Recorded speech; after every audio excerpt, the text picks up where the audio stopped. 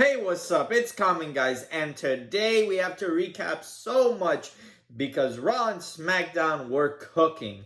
Let's start with our favorite man, Drew McIntyre, that cannot catch a break for nothing. Drew comes out to the stage to talk about CM Punk and what happened, but before he can get any words out, CM Punk chants are going crazy and going wild in the crowd, and he just looks up in total defeat and says, "I quit," and leaves Raw.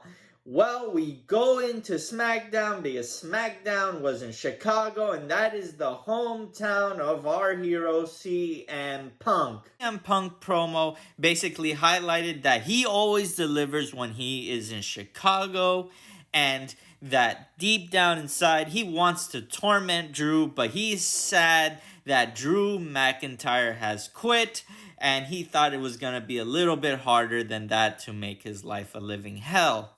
Now, CM Punk is doing his promo. Paul Heyman comes out defeated and looking a little bit tired.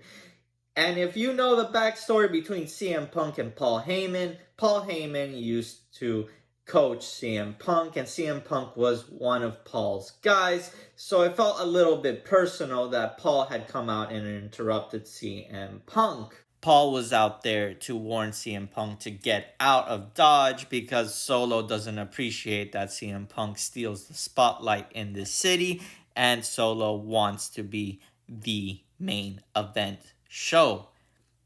In return for giving this warning to CM Punk, Paul asks CM Punk for a favor, but before Paul can say what the favor is, Solo comes out. That Paul Heyman's favor is for CM Punk to leave with him because ultimately Paul no longer wants to be part of the bloodline. He has basically lost control of the bloodline and he no longer has a role there. Solo seems surprised by this favor, but CM Punk does not take Paul's warning and goes on to mock Solo as a knock-off tribal chief, and that the bloodline that is in front of him is not the bloodline that was before. Solo storms the ring. Cody Rhodes comes with a bat to fight them, and later on it was announced that Cody Rhodes and the bloodline are going to have a match. As CM Punk is leaving the stadium, Drew McIntyre comes out of nowhere and beats up CM Punk, dragging his body back to the ring all bloody and beaten. Drew McIntyre is back for vengeance. Now that we're done recapping what's going on between Drew and CM Punk, let's transition to what's going on with the Judgment Day, because let it burn, Mr. Seth freaking Rollins is back, and the crowd couldn't get enough of it, and he is here for business. Tells the crowd that he is here to win Money in the Bank, and he is going after Damian Priest because that is his title and he wants it back. Damian Priest comes out to the ring and saves Seth the trouble of having to win Money in the Bank because he gives Seth the title shot. Damian has always envisioned trying to beat Seth, and this would be a great honor for Damian Priest to beat him officially in a match, and Seth accepts. Go backstage and find out that it was Finn Balor that ended up taking the hotel room key that Liv had left for Dom. When questioned about it, he says he just threw it away in the trash, and that is a non-issue.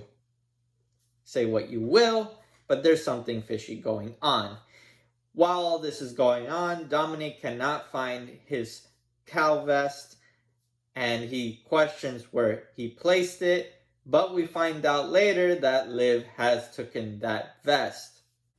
In a steamy moment, Liv asks Dominic to take off the vest. When Damian Priest sees what's happening, he screams at Dominic to stop and tells Liv Morgan to stop tormenting Dominic. This is going on. Finn Balor has a match to qualify for Money in the Bank, which he ends up losing because Jey Uso makes good on his promise and wins the qualification match. All this that's going on with the Judgment Day again is highlighting that they're imploding. And when it comes to Liv Morgan, when is she actually going to defend her title? It seems that Selena Vega from the LWO is going to be her opponent. I'm excited to see that because I think they could put on a great match. Let's transition to Chad Gable and the Alpha Academy. They finally have broken up, with the Alpha Academy seeing how abusive Chad has been throughout the weeks and have left him. Chad Gable, in response to Otis leaving, says that he's going to fulfill what his pupil failed to do, which is cash in successfully on the Money in the Bank briefcase. So he's entered into a Money in the Bank qualification match. But because he no longer is part of the Alpha Academy stable, he has other, let's say, unworldly issues coming his way, because we have the introduction of the Wyatt Six. Gable's left bloody and beaten backstage as the Wyatt Six comes for vengeance and to carry on Bray's legacy. Find out that the Wyatt Six has massacred a bunch of people backstage, and they have come to introduce themselves. We have Ramblin' Rabbit, Huskus the Pig, Abby the Witch, Mercy the Buzzer, and led by Uncle Howdy with the lantern that Bray used to carry. Usually am a big fan of how all the Wyatt storylines begin, and I hope they can carry that momentum successfully for a while. Now with that, let's transition to the Bloodline, because throughout the night we have Bloodline shenanigans on SmackDown.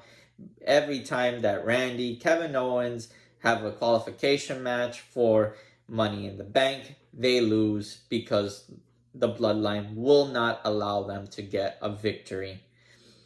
Backstage, we go to Paul and Solo, where Solo tells Paul that Roman is never coming back, and it's time for him, Paul Heyman, to accept that Solo is the tribal chief, Solo is the head of the table, and basically you're going to have to stick with me till the end. For the main event, Cody versus Solo Sikoa.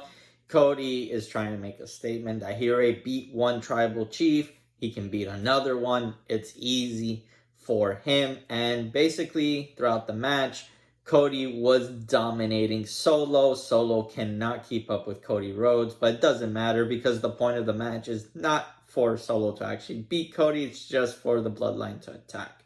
But because throughout the night, the Bloodline had been interfering in matches with Randy and Kevin Owens, Kevin Owens and Randy come out to help Cody. But we get a new Bloodline member introduction, Jacob Fatu, and Jacob Fatu goes on a rampage. The new Bloodline is able to dominate everybody, and they stand tall, ending SmackDown. In other news, it seems that Sammy and Braun Breaker are going to have a match for the belt, and Logan Paul assaults LA Knight on SmackDown. So it's setting up that US title belt match, and I'm excited for it. I think it's going to happen in SummerSlam, not in Money in the Bank.